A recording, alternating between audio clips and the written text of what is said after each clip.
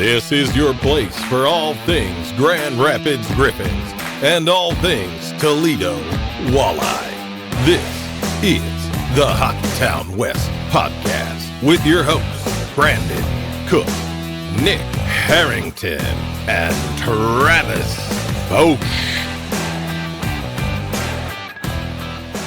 I can't believe it.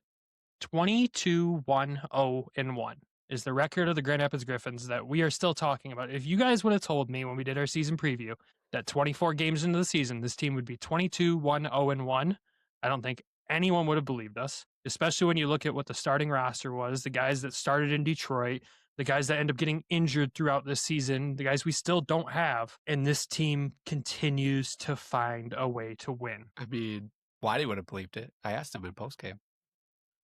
I'm sure he would have. And I'm just kidding. He did not say that. Okay.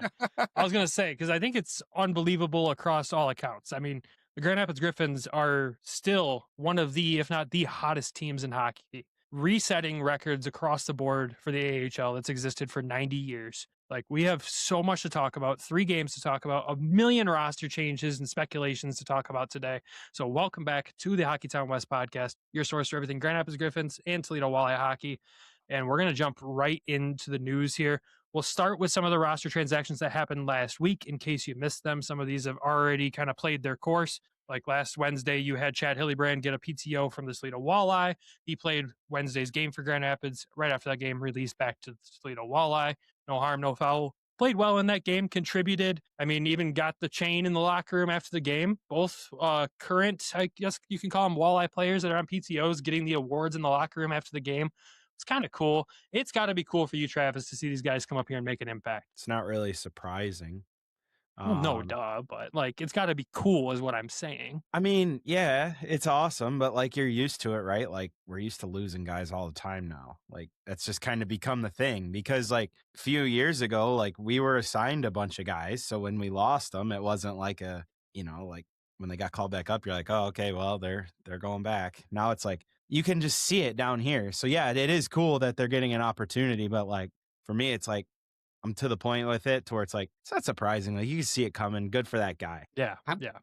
I'm glad they did get called up, so that means we don't have to visit Toledo as often, right? Like they just come to us, so it's easier that way. So I love seeing them up here, and they're performing well, right? Fourth line, putting in the work, getting rewarded. Moyle with his game winner on Wednesday. I think that's the biggest thing for me is like them being able to perform at this level. There's all the talk of the difference between the ECHL and the AHL, and it's so different.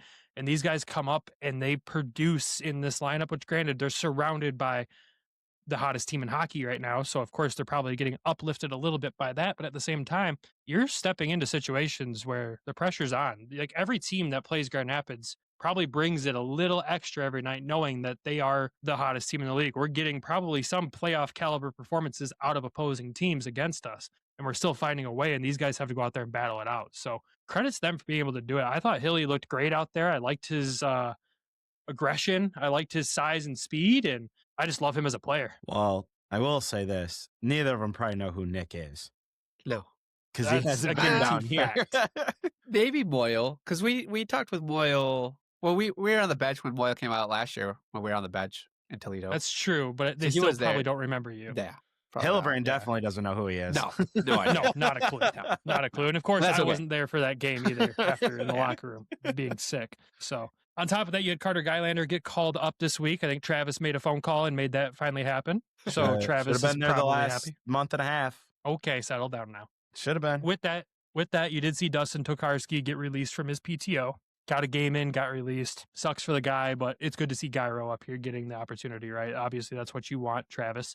And we'll talk about his performance on Sunday here as we get further into the episode. You had Eric Gustafsson called up on emergency recall last week. He was sent down Sunday night, which is great. When you look at the Griffins power play of this last week, it went 1 for 8, and he was the 1 power play goal scorer. He does a lot for this Griffins power play, so seeing him come back is always a great bonus for us. We know what he can do at this level. Of course, he wants to be in the NHL, belongs on an NHL team for sure, but we're going to take every advantage we have of having him here, even though it does create a veteran mess in the lineup. But getting Gus back is nice. And then the one none of us saw coming, but we know it's well-deserved, John Leonard gets called up to the Detroit Red Wings. The AHL's leading goal scorer, after a fantastic week of production from him yet again, gets the opportunity to go play with the Red Wings. It sounds like, based on what Todd McClellan said today, Patrick Kane's going to miss a couple of games, and he's going to go right into Kaner's spot. So we're looking at second line John Leonard in the NHL. There's been a ton of talk on Twitter about this today, that it won't translate. Look at his NHL numbers of the past. I'm going to say it. I know you guys will probably echo it. This ain't the John Leonard of the past. This is a new, unlocked John Leonard that I don't think anyone has seen. And I think it's one of those situations where you look at Shine getting called up last year, right? Getting that opportunity. And of course, there's a lot more to that being his first call up, but it was at the right time in his progression. He's a man. He's man size that can go out there and handle himself, but also produce. And that's exactly what you're looking at with John Leonard here. I would say the crazy, like he's on this crazy tear, right? And he's never done this before in the AHL. He's done this with different line mates all season. It seems like they're always shuffling this top line or second line that he's been on. And why not give him the opportunity? Why not give him the chance? Like, you already had MBN up there, and he's getting his groove down here, getting into it. Not great last week, but we took him for Ignite the Nest and we didn't get any points. So, go with the next best guy. It's going to be John Leonard. Like, pull him up, give him a chance. Let's see what he does. I hope to God he just continues this tear and he continues to put up goals up there. I hope he earns the spot up there, makes it difficult for the coaching. And I know, like, you're not going to, as soon as Kane's back, he's going to be, maybe shuffled, but provide a boost, help the kids out up there. I think what I loved the most about this is what Todd said today after practice. McClellan said, like, sometimes you call guys up that are playing first line minutes in the American League and you plug them in on the fourth line. He was talking about how we need to call the guys up to fill in the holes where they've been playing, basically. Like, fill in the role that they've been playing, but in the NHL, to see if that translates, because basically that's where they've been playing and producing, right? Like, there's no point to call him up to bury him on the fourth line, is basically what McClellan said, which makes sense. He goes, maybe if that point, then you call up somebody else that is already playing in that, kind of role and maybe producing in that role. If to go back to what I think Nick said it, or maybe it was Brandon, but the point of, his numbers in the past and all this conversation on Twitter, it's like, okay, he's probably playing down in the lineup most likely. So, like, at that point, you have no idea what you're going to get, because he has been in the American League the last, couple seasons, right? At least last year he was. I don't think he played any NHL games last year, did he? Or just maybe a Correct. handful? He did not last year. Oh, he had a great year, don't get me wrong, but the pace he's on now is way outpacing that year. Yeah, I don't. It's funny you use the word pace. Like, that might be the one thing for him that he may look a little iffy with, would be pace, because let's be real, it's a huge jump, but I'm not expecting him to look lost. I'm glad that they're calling him up to put him in that top six role. Like, that's what he's been doing. He's got 72 games last year with Charlotte with 35 goals, 25 assists. The year before he was with Tuscan, the Roadrunners, 63 games played, 12 goals, 20 assists. Milwaukee, 67 games played, 17 goals, 27 assists. And then 45 the year before with San Jose Barracuda, 17 goals, 15 assists. So he's already outpacing all the other numbers. And it did those other situations when he did get called up to the NHL. Did they do exactly what Todd just said? First line guy, fourth line, like in the NHL. So that's probably why it didn't translate. I'm excited. Give him the chance. Let him run. Let's see what it does. I want people to see what this guy's been doing down here, up there in the big side. So it was great signing by whoever, if it was Steve or Sean or Dan. I don't know who got him over here, but been fantastic for us. And I just hope it doesn't I hope it doesn't take away from Grand Rapids of what has been going on, and like we're able to fill that spot, or one of the kids jumps up and really starts. Maybe you see MBN take that next step and take his spot, and he starts firing it. Who knows? But there's going to be opportunity for somebody to grab it. We'll see who does it. Two things from that. You got to love the city of Tuscan, Arizona. Second, it's Tucson, not Tuscan. Yeah. Yep. Anyways, spelling's and hard. The second thing, I mean, yeah, it's good to see him put in that role. I mean, you got to remember too, he had a great preseason with the Red Wings. He had a 2-goal game in the preseason with Detroit. that's kind of where we all of a sudden realized right there, okay, this guy's a gamer. Like he can play. And yes, that's preseason, but then you see it translate immediately into 19 goals in 20 games with the Griffins so far this season. He's missed a few games because of the vet rule. And at the end of the day, this is the most convenient call up in the world for the Grand Rapids Griffins. He was probably set to sit on Wednesday in Iowa because of the vet rule and the rotation that they have going, especially with Gus coming back. So he gets called up, gets to play on the second line in the NHL in a week that he would have sat until Friday, plays 2 games. Maybe Kaner's back by then. He's back in Iowa Friday for the Griffins. No harm, no foul, right? Like, it's really the most convenient situation out of them all for them to call this player up and give him a shot, especially with the way he's been producing. So I love this. I hope he silences every hater that we've seen on Twitter. Like, oh my God, why are we calling this guy up and not one of the, like, shut up. Like, let it happen. Let's see what happens. And I hope he has a 2-goal game. I really do. Or at least a 2-point game. And on a line, second line, he could probably do it. I just realized who is going to take his spot, and we'll get to that next. Boy. Anyways, on top of that, it hasn't impacted the Griffins yet, but we're still waiting for all of this to settle. But Jonathan Berggren put on waivers today by Detroit. I think the general consensus is he probably doesn't clear. I'm going to live in a world of hope and happiness where he does clear and make it to Grand Rapids. And you think about, one, what a boost to this team already that is already rolling. If you somehow get Bergie back on this roster that can produce at an extremely high level in the American League, like, that's huge. If he does get picked up, I'll be sad because I like the guy. I know he hasn't worked out well in Detroit, but it's kind of one of those things where Grand Rapids could really reap the benefits if he clears. And you look at the guys that'll come back from injury at some point down the road this season. Nobody knows when. You slot Bergie into the mix too. Yes, it's another vet, but at the same time, here we are. The potential is it could happen. I can just see Bergie, maybe Mazer, ammo in the middle, playoffs. Just there it is, right? That's magic. Yeah. That's sexy right there. I'm not gonna lie. Is he the same player as he was 3 years ago, though? Right? Like, at this level, I would say probably. Like, let's be real. I don't think he loses his scoring touch at this level just by being in Detroit the past couple of years. Is he going to be the leading scorer on the team? Probably not. You got a lot of catching up to do. But at the same time, he'll produce. I mean, even if he's a second line player, you look at the Griffins' bottom 6, and we'll talk about that throughout this episode, and it's producing when it needs to. You can add another piece like that into the top 6. Like, you think of a Angle, MBN, and Bergie line. Like, okay, sign me up. Good line. I don't think he clears. I said we're living in a land of happiness and good thoughts here, Travis. I know, but you are, Travis. I just don't think he clears. And he probably doesn't. And it's probably good for him if he doesn't. Let's be real. I think it's a guy that needs a change of scenery. It sucks to lose him for nothing. But at the same time, I think we talked a while back when they said if they were going to trade him, they should have done it then. And they didn't. And this is kind of what you get when you don't make that move at that time. If he doesn't clear, it's your fault, Travis. True. I want to ask a question because I'm not saying this would be something that happens, but it's something that popped into my head when I seen this going through, and I'm like, what if he doesn't? What if he does clear? Like, I wonder if there's a world where he just doesn't want to come to the American League and terminates his deal and goes back to Sweden. I don't think that's likely, but it popped into my head. Like, do you know what I mean? Yeah, like, do you see where I'm coming from? 100%. I don't think he would do it this season. I don't either, but it was just something. I think it would be an end of season, all right, I'm going back home type of thing. I don't think he would do it midway through the season because obviously there's still opportunity to work your way back into the fold, right? That's very clear this season that guys can work their way back in and get called up on emergency recall, whatever that might be. I still think he does have a soft spot for the Griffins, so I think he would play well, stick it out if he cleared. And then the end of the season, after it's over, I'm going home. I don't think it's likely. It's just something that, for conversational purpose, popped into my 100%. Head. And I was like, I wonder, because you see this happen, like guys terminate their deals in the middle of the year all the time. Like it literally just happened with Toronto, and a guy ended up going to Vancouver.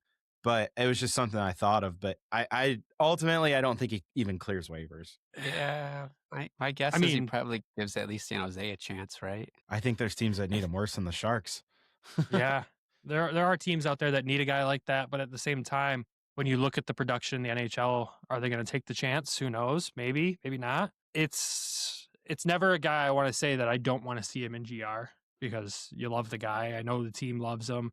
No dog, absolutely adores the kid. Like it's just one of those guys you don't want to see lose. You get lost in the organization, especially for nothing. Like I that's the mean, part that really sucks. what's the worst thing that happens? He clears and comes down, and then they end up sending Leonard back down. Like, Like Yeah. not saying it's gonna happen, but we'll have a veteran problem for sure by then. This But at the weekend- same time, like you can't, this wouldn't be a problem for the Griffins if he clears besides the vet rule. That's the only issue we'll run into. I think the only team that would benefit from him clearing and coming down is Toledo. probably get 'cause you guys get Moyle back. back. Yeah. Well, maybe. At the rate we're going to lose another guy back up to you guys if he doesn't clear waivers. I mean, that's very likely to see probably Hillibrand back in GR or back with the Griffins for Wednesday's game. Yeah. With Leonard being called up, which is fine. I'm okay with that, but it's all a waiting game to see at 2:00 tomorrow when the waiver stuff comes out. Anyways, I think that covers all the roster stuff. Injury updates. Michael Postava is back with the team. He is, as they said, activated. He's been practicing. He is on the road traveling with the team. So that is an extremely positive update for the Griffins to get him back in the rotation. Who knows? Maybe we'll see him play one of these games in Iowa if he is traveling with the team. That would be interesting to see. I think for Red Wings fans, that kind of opens the door for the conversation if he's back of a Cossa call up. But then you look at what John Gibson all of a sudden has turned into over these past 5-6 games, and you go, well, I think Cossa's at least safe in GR until January. We'll see what happens. The Gibson thing is unreal when you look at what he's done. Like he's settled in and put on a show at this point. I don't know if that's the pressure of, oh crap, this kid's going to come take my job or what, but hey, the Red Wings are benefiting from it, right? Good stuff from him. I mean, second Yeah. star of the week this week. That's I mean- Tell me that a month ago. not real. Outside of that, Shai Bouillon, no update. Carter Baser, no update. Amadeus Lombardi, no update. And I really wish we had updates, and hopefully we'll get them at some point in time. It's kind of looking like when you look at this roster that those guys are potential mid-season acquisitions. You know, when you look at it, you get them back middle of the season, and it just continues to look at this. You look at this team and go, they don't have these guys, and they're doing this. They get these guys and continue doing this. Like the adage is, you have these great regular seasons, and in the playoffs you get bounced early. I don't know about that with this team. I don't know about that. It's feeling special, man. It's feeling really special. Too much depth. I mean, when you get those guys back and then you get anybody from college or overseas like Anton Johansson, like it's the depth that we have at that time of the season, which is perfect, right? Last year, I think I complained about it. I hated that these kids came in at the end. And I'm like, this is going to mess up the entire chemistry of this team. But There wasn't know, a lot of it's- chemistry at that point in the year last year. there really wasn't. wasn't. It was a really rough second half. We really needed them. So it's, and these guys have already been around the team, Mazer, Lombardi, and Shai Bouillon. So it'll be a plug and play kind of situation for them coming in. It's just the depth though, right? Like then you've just got Moyle who's already acclimated here as well a little bit, right? And then Hilly, if it does come down to that, like we have guys that are ready and can step up. You got Becker playing second line center this Or first line, even. or first line, like it's there, right? The depth is there at the moment. It is. And you look at those guys coming back and the potential addition of the college guys or overseas guys, and I look at the Toledo playoff roster as that'll have to get created, and you'd go, holy hell, like what could that potentially look like at this point in time? That'll be a conversation for down the road on our Toledo show, usually our second show of the week. If you missed that one, that's when we post that, and we update you on this, everything Toledo walleye there. But that's all the injury updates, all the roster updates. The one thing I want to know the most is Shai Bouillon going to play a game this season? If someone could tell us that, I think that's that would at least ease my thoughts over here on what's going on with this. But is he gonna lace him up for a game this season? I think is all I want to know at this point. If we can get that answer, that'd be great. So January 1st, that's my guess. Yeah. Moving on to the games. We got 3 games to talk about. We'll go back to last Wednesday at Van Andel Arena. The Milwaukee Admirals come to town for the first matchup between these two teams all season. Yeah, we're in December, and it's the first time these two Central Division opponents play each other. They play each other 12 times this season, and it took us till December to play the first game. We're going to probably get real sick of this team, but this game was an absolute battle, I think is the best way to put it. Griffins win this one 6-4, but it wasn't easy. I mean, Milwaukee plays a tough, heavy style of hockey. The Griffins also can play that tough, heavy style. It was just kind of a back and forth battle between these two all night to really get to that game-winning goal. And God, Nolan Moyle, what a goal for your first AHL goal. Holy smokes. I mean, Trav, you had to see that and just go, gross, disgusting. He's had a couple of them this year. Definitely added to it, right? Like the one he scored, I think it was the first game of the year where he was coming down the wing in Toledo and he went like around the goalie and then tucked it back in around the post. Like, so like you've seen the skill's there. Like that's no doubt about that. But yeah, I mean, that's where you're like, okay, this is good stuff. Like gets the game winning goal and it's his first goal as a Griffin. So kudos to him. It was the best piece of news to come out of the University of Michigan that day. Anyways, moving on from that. Ouch. Yeah. Anyways. But there was other good news. They fired their coach. All right, moving on.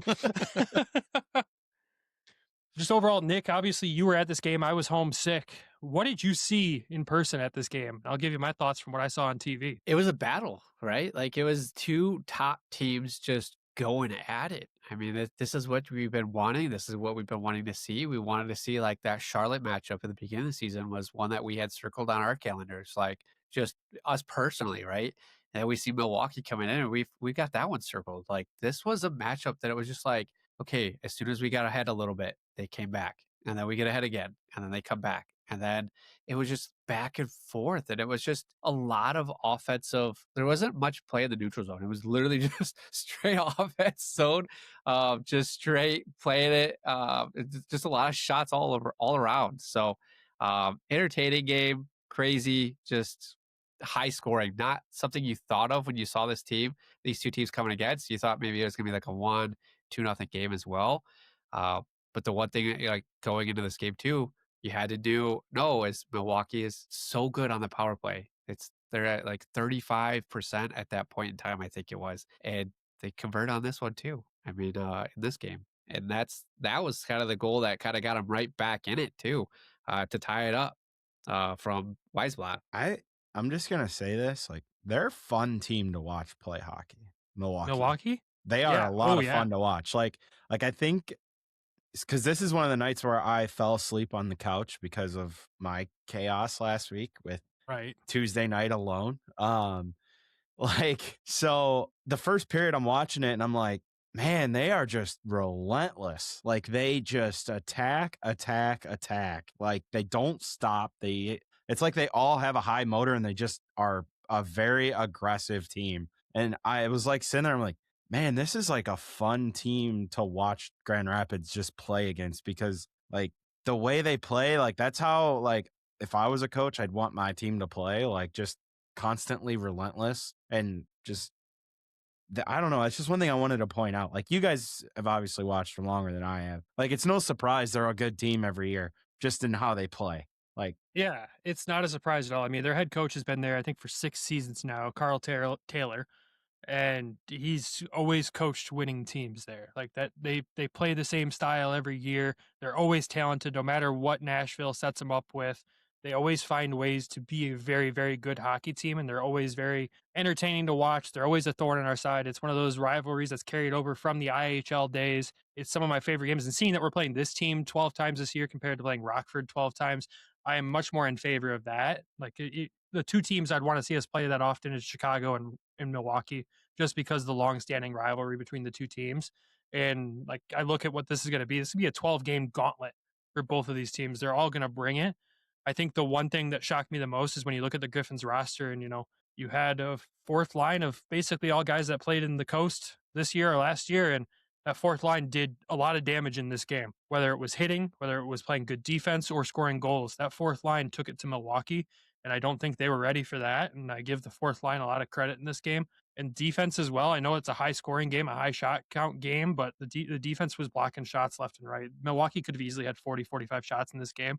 There was guys eating pucks like it was their favorite meal. I will say, like, and it'll we're almost reverse of the next game we're going to talk about, but I thought this was Costa's, like, first, like, maybe off night.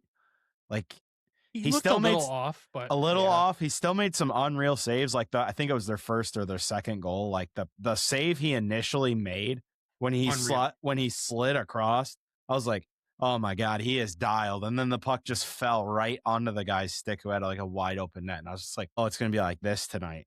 But I wouldn't say he was as sharp as he's been all season, but I wouldn't say like a lot of it was all his fault either. No, and I'm glad you brought that up because it just kind of jogged my memory on it too. Is like I remember watching the first period and he comes out like very early to play the puck, like way out of the crease. He's like in the middle of the face-off circles, and I'm like, what is he doing? Because this is not what Cossa typically does. If you've watched him for a while, he does not come out that far to play a puck, and he played it, and he didn't play. I didn't think he played really well where he passed it, but he got it out. And then the second time, like just a few minutes later, again, he's like way out of the crease. And I'm like, what is he doing? Are they just trying to use him more to like create pressure on the other side? But it's just something seemed off. I don't know if they were trying something new. They were trying something different. It looked weird.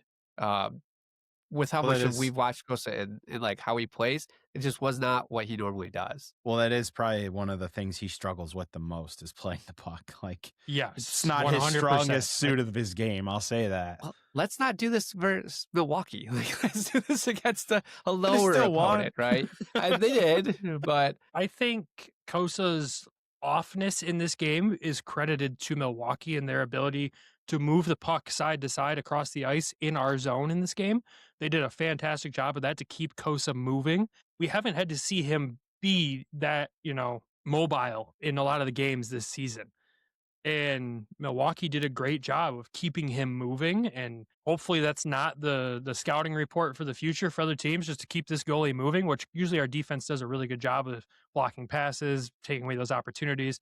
There was a few defensive moments from a couple of guys that night where I was just shaking my head. I think it was the first Milwaukee goal. I think Lagesson, I was like, oh, buddy, that's 3 straight goals, because you had the 2 Toronto ones when he was on the ice too. That's 3 straight where I didn't know what he was doing.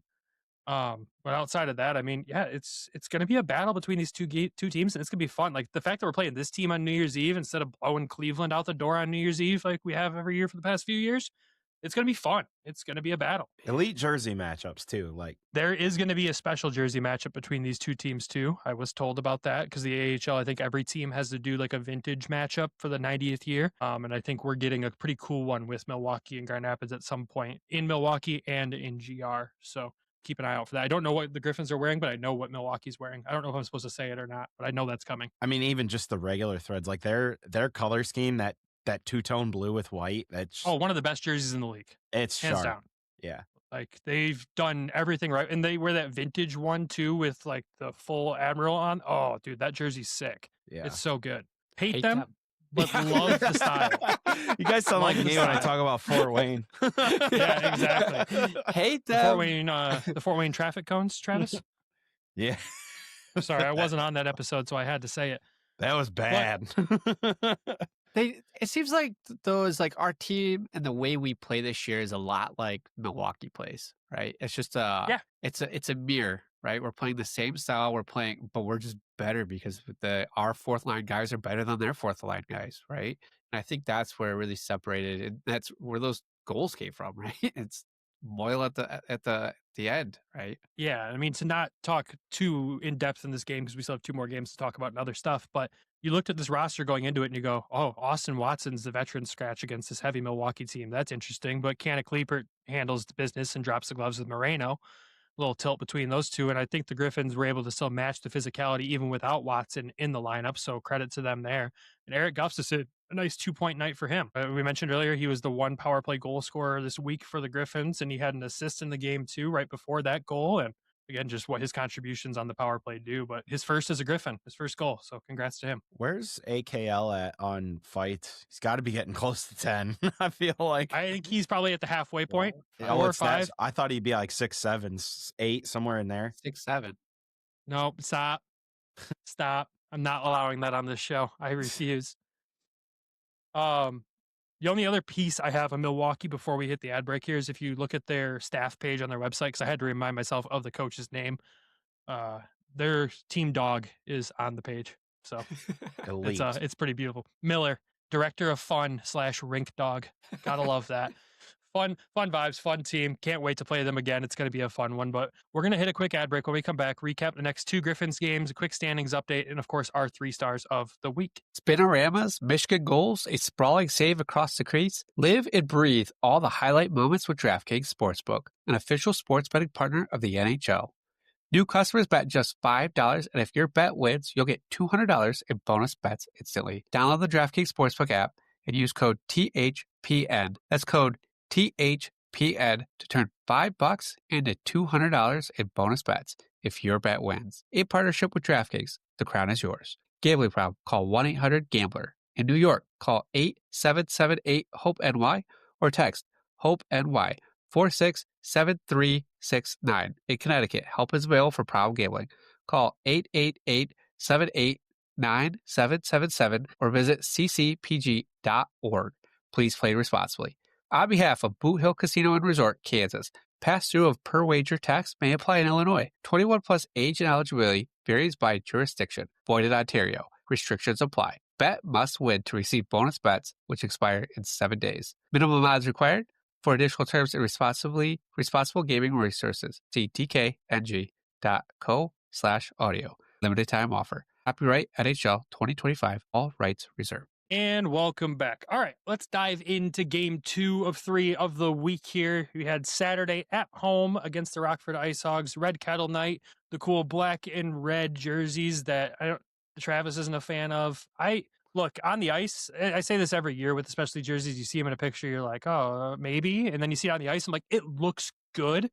Travis hates word marks, so he's going to hate the jersey automatically. I haven't seen a Griffins word mark jersey in quite a while, so I thought it was decent enough. The prices for him got a little insane. Nick, what did Shines go for again? You had the note. For Mr. That's Shine. cheap. That was the highest one.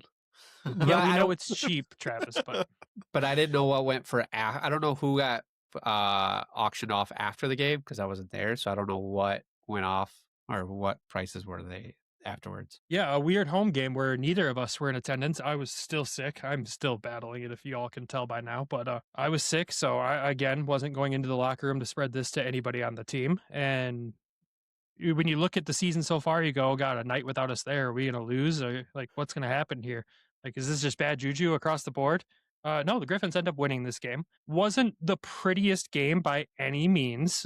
Maybe Rockford took offense to all the times I've said I think we broke them. They definitely played a little bit better, but they also had some pieces back in the lineup that they haven't had recently against us. So it makes sense why they looked so much better. The only goal scorer in this entire game, Mr. John Leonard, which we've got to talk about this goal because not only was it just a sick goal at the end of the first period, with 0.4 seconds left on the clock, he shoots this puck in the net. He steals it in the Griffins' end. It's during a penalty kill for the Griffins. He steals it, goes the other way, looks up, knows what that clock says, and rips it with just enough time to get it in the net. Incredible hockey IQ, incredible awareness, incredible shot. I think Comesso at that point was like, this period's over, and kind of didn't really fully commit to the save. And it ends up being the game-deciding goal. So Leonard, shorthanded, gets his 19th of the season. Unreal goal. And from anyone who was in attendance said that whole sequence was just pure electric. I just love the part that he just winds up, just lets it rip, like 0.4 seconds, like just nails it in. And it was accurate as hell. It was right over his shoulder. It was so accurate. Like, what a way to end the period. The boys got to be running, right? Right. And the locker room in between the periods just got to be pumped. Like, here you go. Shorthanded. Just absolutely insane. I was telling you, there was like 9 points from that one goal for that game for Ignite the Nest because it's game winning, shorthanded, and a goal. Like, it just everything added up. So whoever took Leonard that week just absolutely crushed it. But yeah, I mean, for that to be the deciding goal just blows my mind. 1-0 Rockford. You don't see the low scoring games against Rockford that often. Oh, and I want to talk about the penalty kill that led up to it. The Griffins were on a 5-on-3 kill. And as I texted you guys jokingly, noted center Austin Watson takes 2 defensive zone draws for the Griffins, wins them both, effectively killing about 30 to 40 seconds of the penalty. Like, 1, Austin, I wasn't aware of your game on the draw, but 2, those were massive, massive face-off wins there. When we look at this team and we talk face-offs, and we're going to talk face-offs today because we've got some stats finally, and I'm excited to talk about that. But when you look at this team and you go, those clutch like draws that you need to win your zone, a lot of the time we don't win those. And for him to step in there and win those draws, and they were just hard-fought wins, like exactly what you would expect Austin Watson as a center to be. But to go in and do that, I mean, that's the only reason that we had the ability to go score this goal. So full credit to him. He deserves a ton of credit for that. And to see a guy step up like that is pretty sweet. I just want to point out one thing with the Leonard goal. Like, you don't see the typical wind up slap shot very often anymore. Like, it's becoming like a dying thing in hockey, like to wind up like that and just absolutely uncork one. And that's just like it's almost become like a very old school move, because like it's either like half or like a snapshot. You don't see guys take it all the way up and just completely rip them anymore. The only other one that I've seen like recently, Hawks got a really good one, but like the one Ernst did where he wound up from basically the face off dot and did it, and Leonard comes down the wing and just like, yeah, that's just good stuff. Like I said, it's just something that you don't see very often anymore. Like, the number of true slap shots is so low because of how long it takes to do it.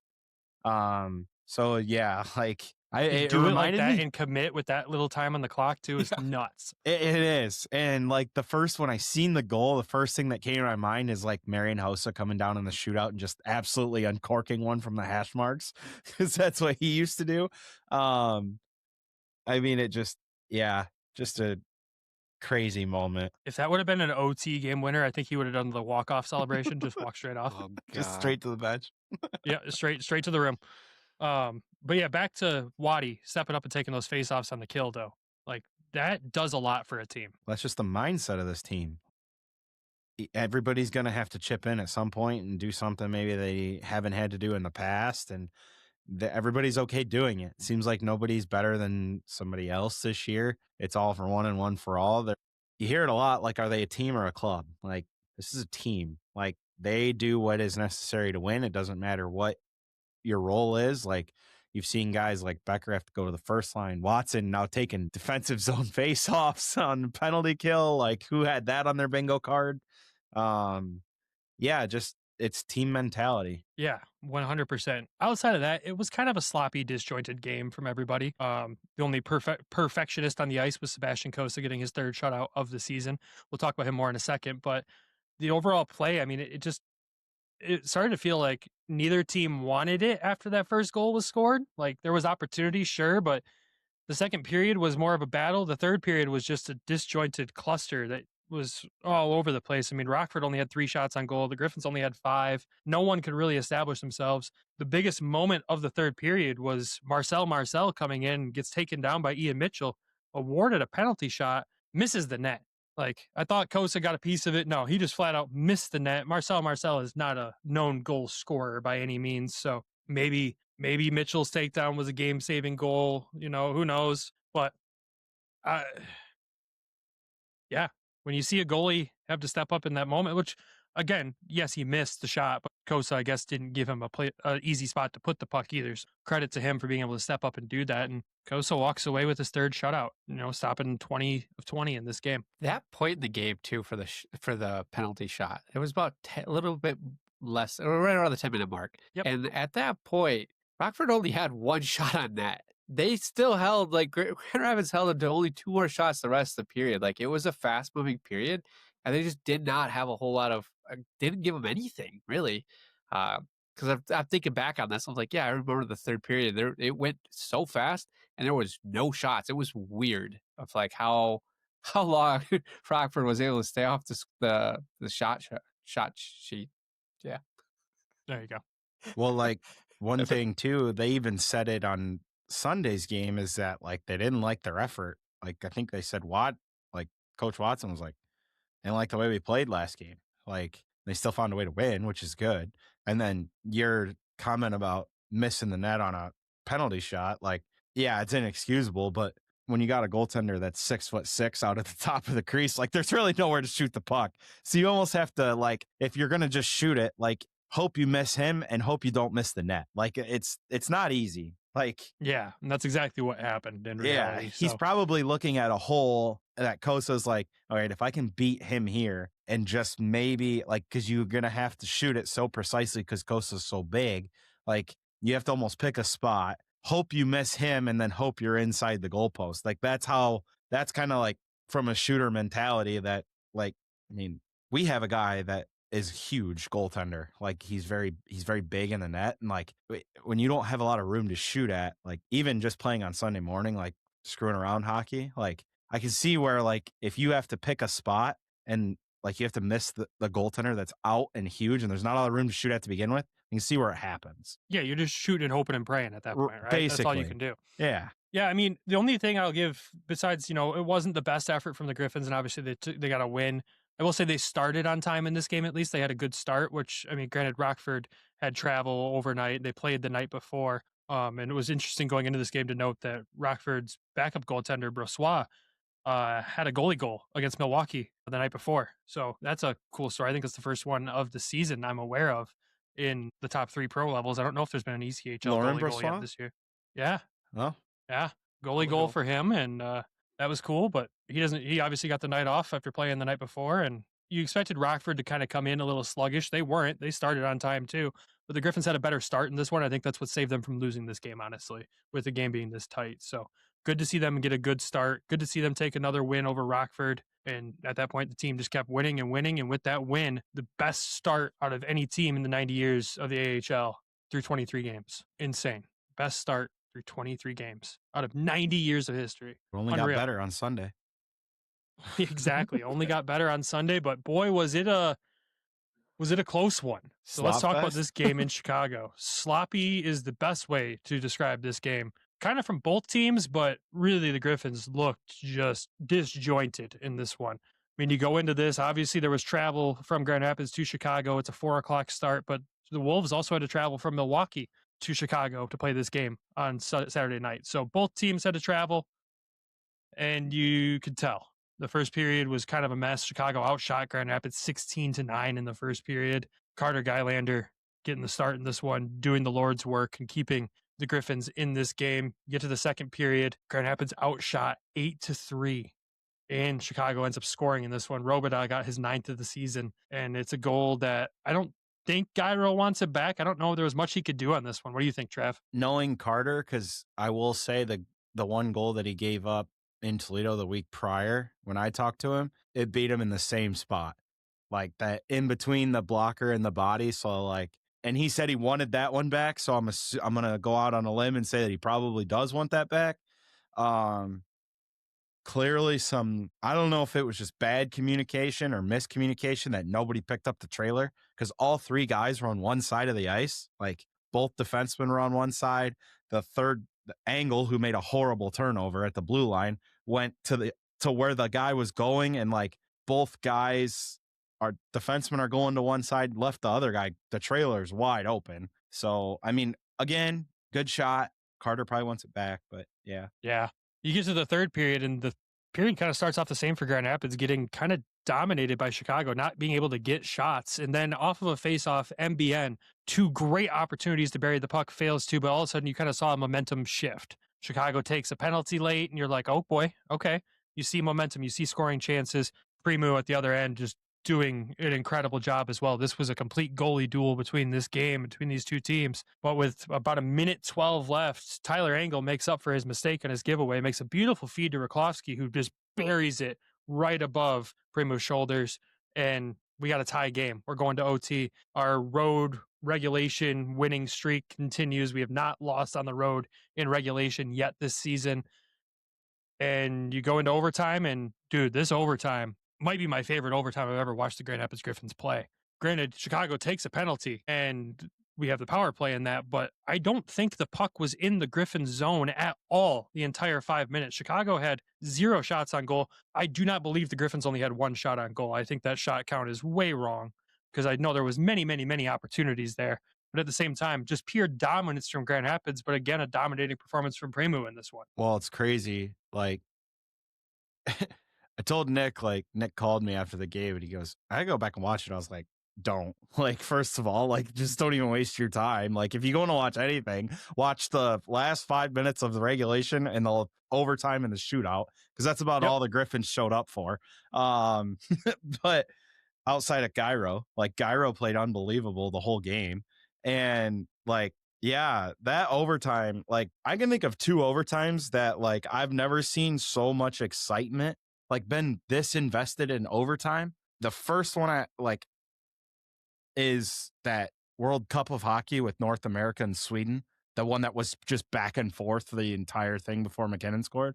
And then, like, I've never seen one so dominated to where a team doesn't score in 5 minutes of hockey than this. Like, Yeah. dude, I had to correct myself, though. What? They didn't just have one shot. They had 7. I just can't read a stat sheet right now. I was going to say, like, so they dude, had I 7 feel shots like, on goal in that. So, I think in sorry, that my power apologies, play everybody. alone, I think in the power play alone, they had 5.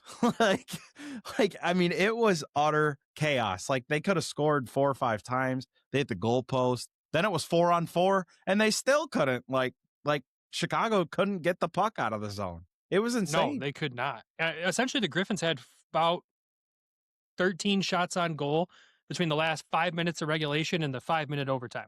And Chicago had 1 in that time frame. I mean, you could just sense the tying goal was coming. Like, with how much pressure they were gonna they were applying, and then you're like, okay, they scored. Like, we got this, and then they go to overtime and get the penalty. I'm like, well, this is over.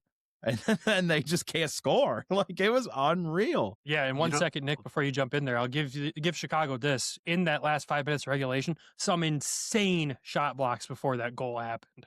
Like, there was one, I think it was Leonard in the faceoff circle, gets the puck, the net is wide open, and the defender somehow bends one weird way, or the back heel of his skate catches that puck. And I'm like, holy smokes, that's might be a game-saving block right there. But obviously, Raklovsky got this thing tied. So credit to Chicago for the shot blocks in that third period. They brought it in this game. Yeah. Okay, Jeff. The other thing with Leonard, because you brought him up, he's got the puck at the hash marks in the slot and doesn't shoot. I'm like, I watched that back, and I'm like, I see why he didn't. The guy went down to block, and Primo was still in that corner where he would have shot. He didn't have the angle, so he made the pass. I was like, well, initially, thanks for going back and looking at that, because I'm sitting on my couch, I'm like, dude, you're a goal per game guy. Why did you shoot the puck? And then you had 2 defenders do the crouch block right in front, blocking the entire slot. So he would have had to get the puck up. He probably would have roofed it, giving Chicago the opportunity to maybe go the other way. So then he made the smart decision. But then he goes wide, throws it back in front, and another wide open net, and somehow it gets blocked. like they were eating pucks. It was insane. Anyway, sorry, Nick. I wanted to get that point about the blocking. Go ahead. No, you're good, because I'm going to go kind of a different route. I'm just sitting back and I'm thinking, I'm like, man, we watched some crazy overtime games the first season. We watched this team, and I'm like, Pontus Andreasen, like bringing that name up of some crazy overtime across Hannes too. Unfortunately, I wasn't able to watch this game, but I'm thinking as well, like, you've got those, and then you get all of this momentum. Like, we used to see this all the time. You get all this momentum, and then it's just like the play gets somehow turns, goes the other way, we get scored on. We've seen that plenty of times too, and it's just like so defeating to be in the ozone for that long, and then a bad pass or a turnover or something, it's the other way, it's in the back of our nets. It's this team has come a long way from the last 3 years that 2 years covering, but 3 years watching of this team. And so it's just good to see, like, the pedal is to the metal. They continue to keep the pressure on, and you could sense it. Like you said, you could sense it. Like that Milwaukee game on Wednesday, like, I never thought we were going to lose. Like, you could sense, like, we're going to come back. We're going to get it. We're going to be there. This game too, like, there's a minute, I'm like thinking in my head, I'm like, 1-0. There's no way we're going to lose this game. Like, I'm checking the stat. I'm following us on Twitter to get the updates, and like literally on my way home. That's how I was keeping up to date with the game. Don't in between the group drive. Chat.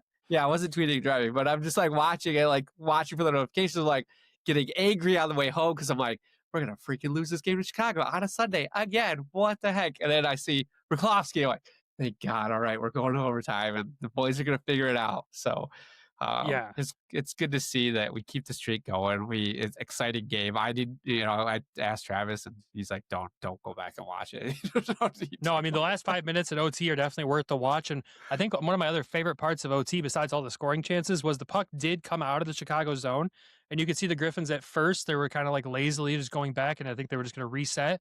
But Ian Mitchell quickly all of a sudden realized, he goes, oh, if I get this puck quickly, Chicago can't make a change. And they were only able to change one guy through that sequence. I think they only got 2 players off through that entire 5 minutes.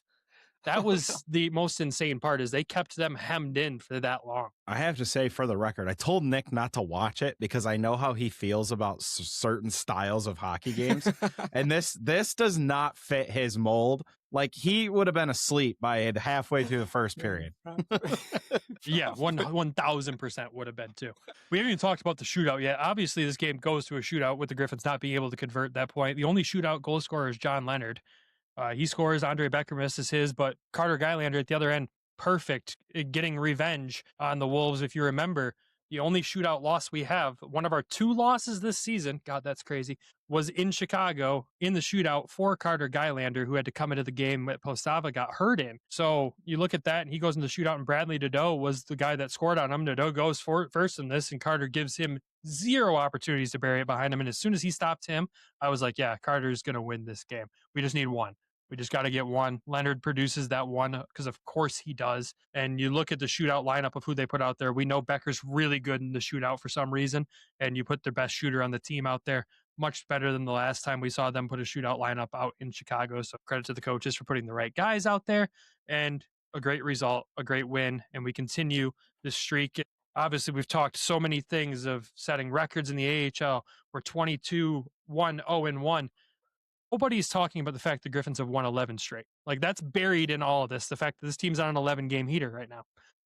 Again, here we are, still only talking about 2 losses on the season. And out of the possible points they could get this season, only giving up, what, 2, 3? 3. Like, insane. Yeah, it's crazy stuff. Head scratcher for sure.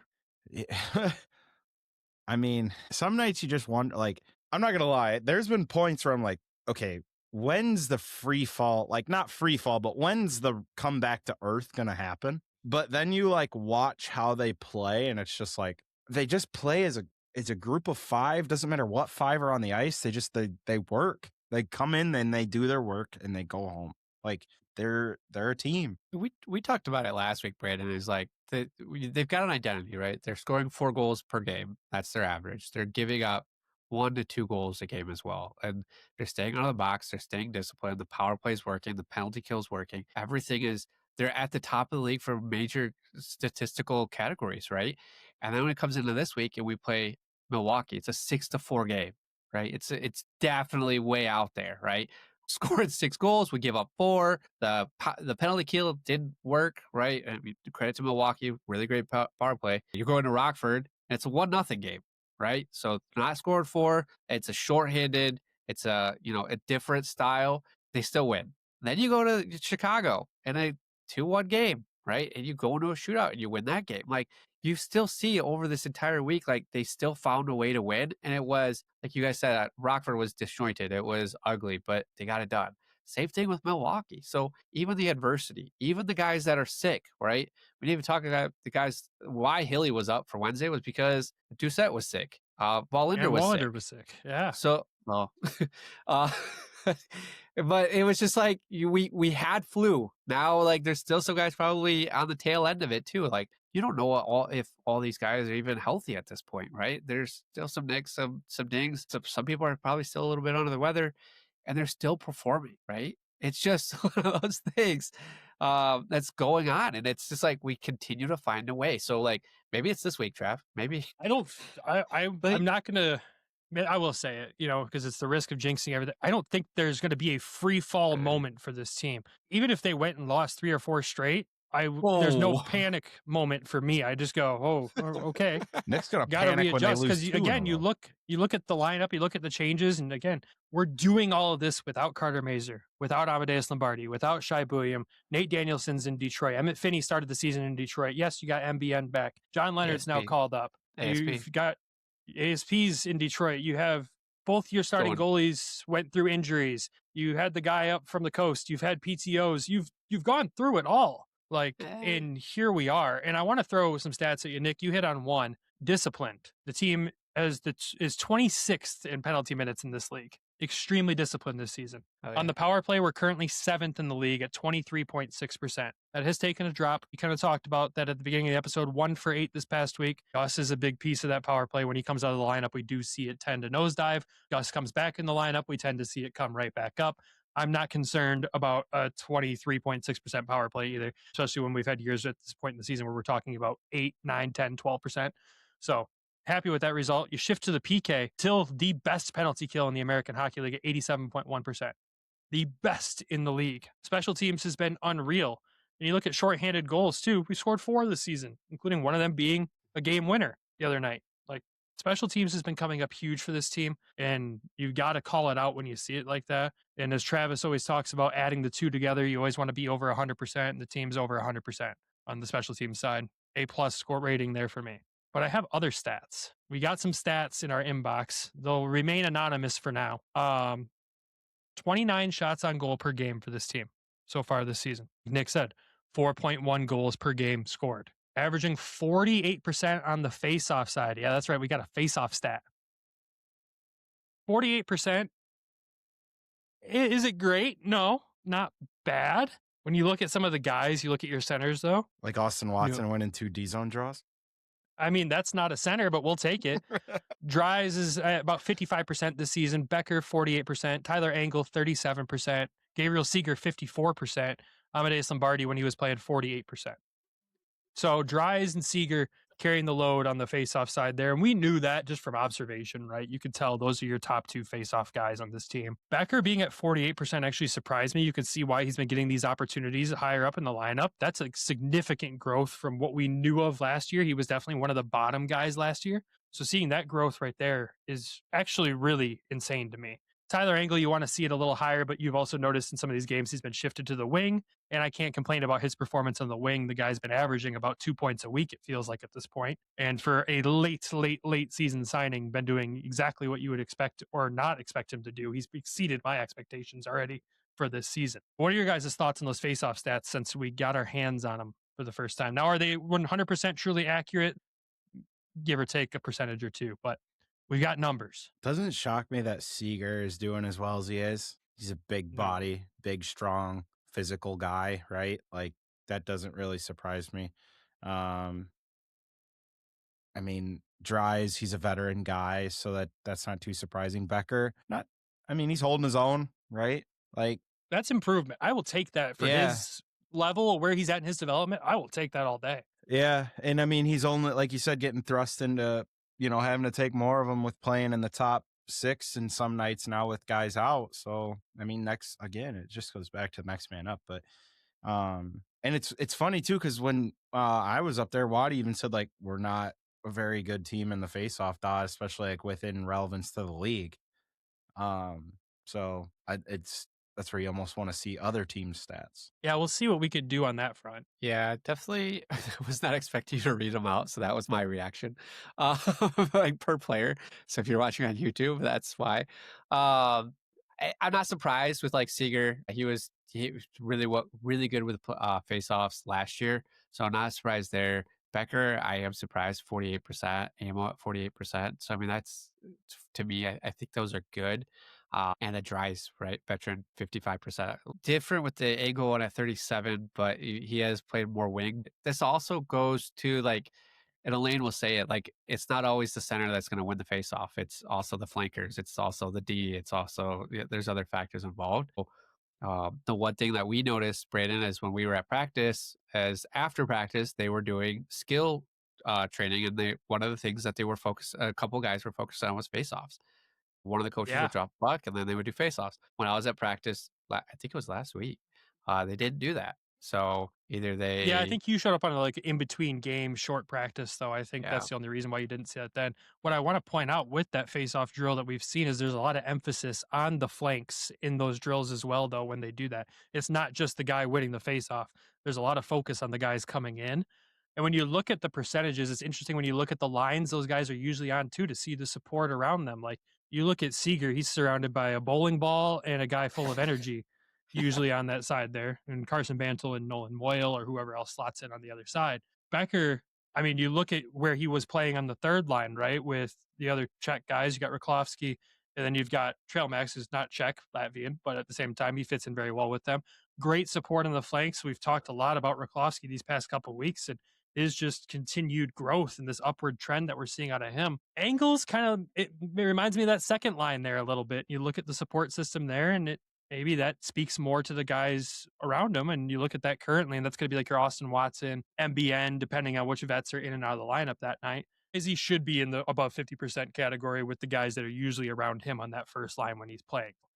it all makes sense, and they'll continue to work on the flanks on those ones that are struggling. But I don't think that really falls on the center of that category. Yeah, the second line has been kind of well, I'd say that's been more fluctuating as of late, but I think the top two lines really have been fluctuating quite a bit with the veterans going in and out. So, I mean, it's just kind of a Yeah. toss-up. So I'm not surprised either by Tyler Engels. No, and you love to see your third and fourth line guys winning those faceoffs too, because a lot of the time those faceoffs they might have to take are going to be in those tough situations. So it is good to see that. The other thing too that it gives us these stats to be able to actually look for it now, right? Like, okay, did they win it? Is it because of this, or was it because of the flanker, or like did they lose it because of this or that? So it does give us a little bit more insight to be able to look. So we appreciate the message in our inbox. We got one more stat because we talked about it an episode or two ago. I don't remember how long ago. We wanted to know where MBN was at in hits so far this season, right? Like that was all the talk in Detroit. Look at this kid, how many hits he has. Maybe he's not producing, but he's throwing the body. MBN has 39 hits in 19 games so far in Grand Rapids, including back-to-back 7-hit games in Toronto a week ago. So for Red Wings fans wondering if he's still throwing the body just as much as he was in Detroit, there's your answer. Yes, he is. But he's also producing. Quiet week for him last week. That's because we picked him to ignite the nest, I feel like. But at the same time, he's been really good down here, and his hitting ability, it's just wearing other guys out, right? You're throwing those hard, heavy hits. There's one I put on the social media page on the Rockford game because I thought it was funny. All of a sudden, out of nowhere, here's MBN at the end of the play, just absolutely crushing this dude behind the net. Like, play's pretty much over, and he doesn't let up. He's throwing them hard. So you look at those guys just wearing down the other teams and how crucial that is, especially at this level where you have teams like Milwaukee and Rockford that play a heavy style. To be able to wear them out and impose your will, good stuff there. Yeah, we'll have to get a leaderboard for stats for hits. I want to know. I wish we would have worded it better when we asked for it, but yeah, to kind of see where is he at compared to everybody else. Is he way ahead, or is he like right in the middle? As like it's because that'll determine too, like how this team is actually playing. But to see back to back 7 hits in the game is absolutely nuts. Because when you break it down, you're like, oh, it's like only 2 a game. Like that's not crazy, right? 7 to 7. It's still up there. I bet you if you looked at the team leaders, it's probably him and Bantle. Because Bantle just hits anything that moves. But those are the stats. My last thoughts before we move on to our 3 stars of the game. The thing about this week, besides John Leonard's performance, is just depth scoring, continuing to show up when it's needed. You look at Raklovsky's goal, that's huge. You look at Nolan Moyle's game-winning goal, that's huge. When the top line needs the support, the depth guys are coming in and producing, and that just, again, speaks to this team playing as a team. So credit to those guys, those third and fourth liners. They're grinding it out, doing their thing, and showing up when we need them to. It's a great structure. I love the structure of this team right now. And again, the record is just insane. But let's talk to the 3 stars of the week. I threw them in the note. We'll see if you guys disagree. I gave Tyler Engel a 3rd star this week. Yes, Travis, he did have a bad giveaway in Chicago, but a goal and an assist this week for him, and an assist on the game-tying goal in Chicago, an important goal in the Milwaukee game. Just another nice week from Tyler Engel. I was going to say Gus, but I'm here for that was Engel. the one I originally had put down there, but I decided to throw Engel in because I think we gave Gus 3rd star last week. Gus could be the honorable mention this week, 1%. He only played 1 game. 2nd star of the week, I gave it to Gylander. The redemption story in Chicago, posting a .968 goals against and a .966 save percentage in this game. Unreal. I know you could give it to maybe Coast too with a shutout in there, but the Milwaukee game might screw those numbers up a little bit, but I think Gyro deserves his flowers for coming up. I know everyone looks at his ECHL numbers. It's kind of been the inner joke between us now when we're talking about Gylander being in Grand Rapids. I think I even sent them to Travis the other day. The numbers in the ECHL don't reflect the talent of this goaltender. When he steps into Grand Rapids' lineup, he just continues to get better and better every game. Sign off on that. I'll sign off on that. Kid's stud. Kid's stud. Man, I didn't even talk too. There was, in that Chicago game, it was near the end of a period where he puts his stick blade down to deflect a pass right to the net mouth there, net front, and great, like 100 IQ play by him to prevent maybe easy tap in goal right in front of him there. So yeah, great week for him. Obviously the 1st star of the week though, John Leonard, 2 goals, 1 assist in a shootout game winning goal. It's got to be Lenny again. I think he's won this award from us the most this year. But I don't think there's any disagreement from the boys on that one either. Just an absolute stud he's been so far. And I cannot wait to tune in to the Red Wings game tomorrow night and watch, even though I have I'm cursed this year watching Detroit.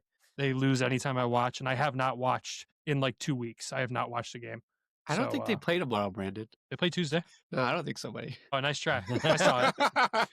Of course, he's going to watch a game against the Islanders, the team that smoked us twice. Right. Oh, What else could go wrong? I'll tune in for the Mammoth game Wednesday. I'll take tomorrow off. Never mind. Yeah. There we go. So those are our 3 stars of the week. Let us know in the comments if you disagree or agree. Moving on from that into our quick standings update around the American Hockey League here in the Central Division. Obviously, the Grand Rapids Griffins are leading that division. Manitoba behind them by 15 points, as Nick pointed out to us in our intermission today. Chicago behind them at 29 points. They have finally pulled away from Milwaukee, who's now in 4th place. Milwaukee on a 5-game losing streak now. Oh boy, that's an update right there. Rockford 1 point behind Milwaukee in 5th. Texas in 6th at 20 points, and Iowa rounding out the bottom of the division there at 15 points. The Pacific Division. Yes. Did we break Milwaukee? No, because they were already on a losing streak coming into us. Then they lost 2 more after that. So not great for them. Moving into the Pacific Division, Colorado still leading that division. San Jose and Ontario behind them. Abbotsford at the bottom of that division. They're 3-4, 2-1 in their last 10. They got an interesting piece in their lineup through waivers and all the trade chaos that's happened this week. Lucas Reichel, a name we're well familiar with the Chicago Wolves, ending up in Abbotsford. So maybe a little bit of a boost for them to go forward here. Who knows? In the North Division, Laval still having an incredible season so far, leading that division in first place. They're at 35 points, 7-2, 0-1 in their past 10. Syracuse and Rochester making up the top 3 there.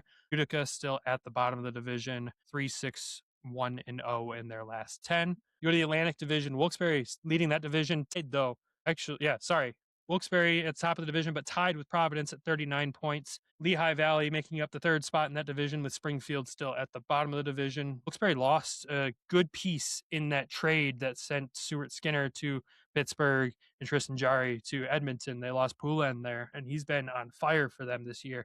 So it'll be interesting to see how that plays out for them going forward for the rest of the season. But that is, always hate to see when an AHL team's on fire and a trade at the upper level impacts them that greatly. We'll see if they can keep it going though.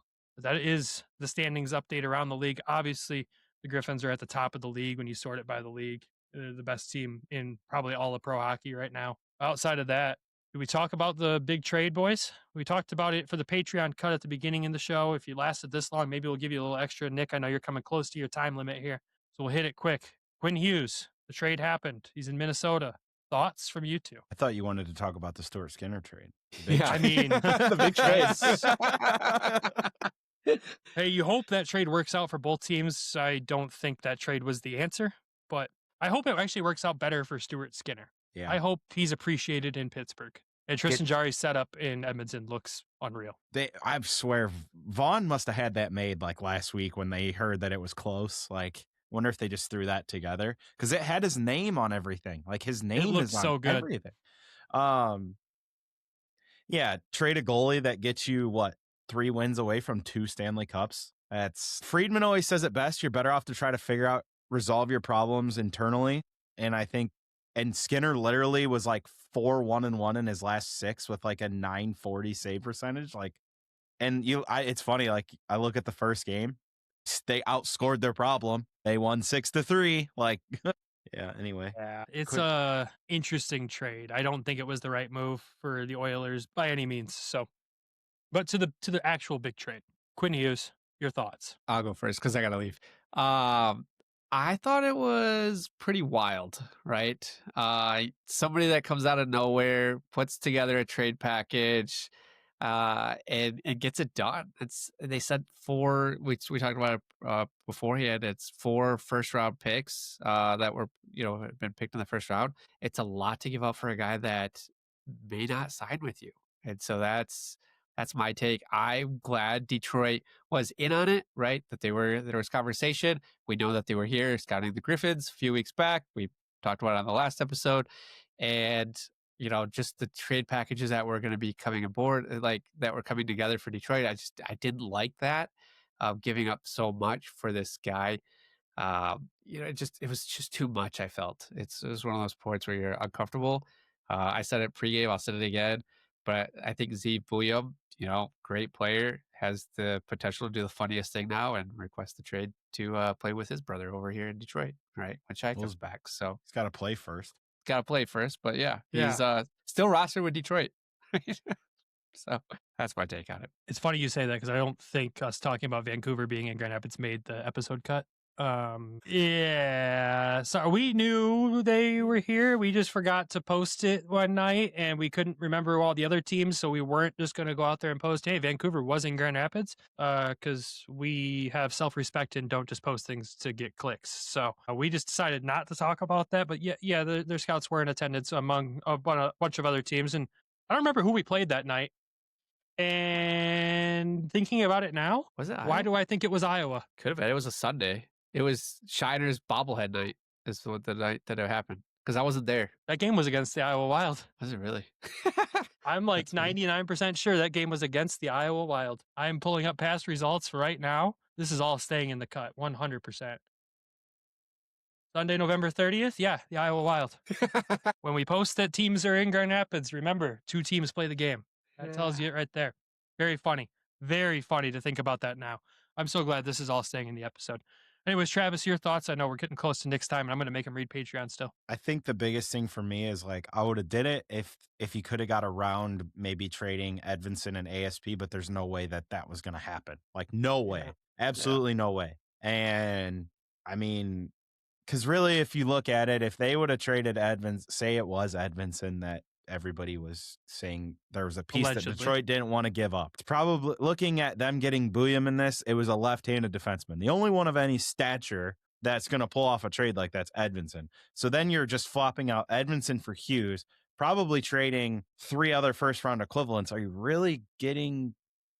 You're not fixing your problem. Yeah, like your defense is still going to be weak, like a weaker part of your team. So we're back to Kopp and Compher as our centers at that point too. Yeah, I think we can all agree we're glad Detroit didn't make that deal. I think we're glad at the end of the day that Detroit didn't make the deal. I think Vancouver won the trade because that's just because Quinn Hughes, we don't know if he's going to sign yet or not. If he signs, then it's a good trade for both organizations, honestly. But as of right now, I'm saying Vancouver won the trade. William has the potential to be a very good player. Marco Rossi's great. Yes, they got a piece that maybe just needs to change the scenery, and you got a first-round pick out of it. That's my thoughts. Moving on, we got to wrap this episode up because we're on a time limit and time crunch here. So thank you, everyone, for tuning in. As always, before we end the episode, we got to thank our sponsors of the show, DraftKings and Everything Hockey Clothing Company. When you're betting with DraftKings, use code THPN. And when you're shopping at everythinghockey.com, use code WEST to save a few bucks off your order, but it also directly supports the show. We also got to thank our Patreon subscribers as well, and those are... We've got Zach, Go Green, Darren Swartz, Peter Grell, Joe Schroeder, Bryson DeChambeau is Elite, Tyler Ingalls, Claire Boughton, John in Florida, Elaine Grace Griffin, not from GR, Randy Zick, Derek Sleazer, Lori and Alan Foch, Michael Elsante. Thank you all for the love and support. If you want to join them, head over to patreon.com/Hockeytown West Podcast. And Zach, I'm in no position to defend my football team at the moment, but I will say in hockey, at least Michigan's still ranked number 1. Anyways, with that, everybody have a fantastic weekend. As always, go Griffins, go Walleye. Love you. Bye. Thank you for tuning in to the Hockeytown West podcast. Be sure to check us out on Twitter at HockeytownWPod and your hosts, Nick at GR Hockey Guy, Brandon at Brandon GR Hockey, and Travis at Trav in T-Town.